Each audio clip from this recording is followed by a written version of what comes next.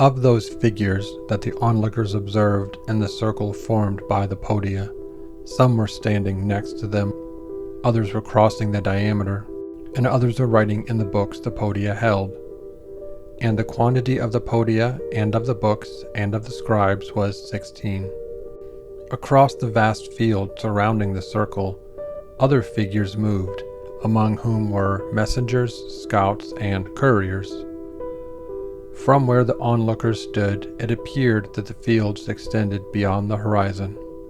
And the messengers and the scouts approached the circle formed by the podia, made their report to a scribe, and departed with an immediacy that made it appear that they were part of a clockwork. And concerning the scribes, they must have held criteria for choosing which book the report belonged in, and it was rarely the book that they were next to. And the lengths of the reports, and their frequency, and the number of the scribes, and the area of the circle, were of such quantities and dimensions, that it often happened that 2 or more scribes passed one another in the circle.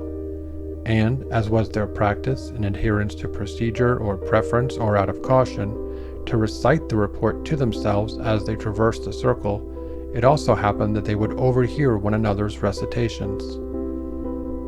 And, of those occasions, there were those on which what they heard seemed relevant to the message that they were carrying,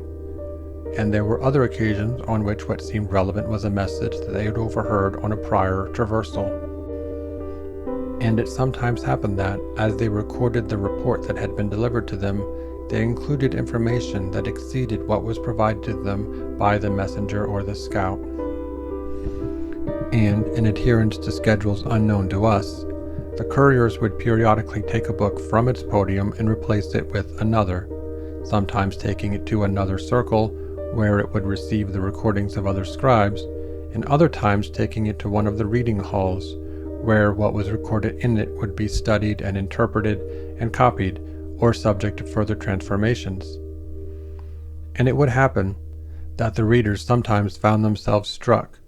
one finger frozen on the page, one in the air, by the question of whether a particular entry had somehow been contaminated, and also they sometimes wondered whether it had become such among the scribes that the question of contamination was only one of degree.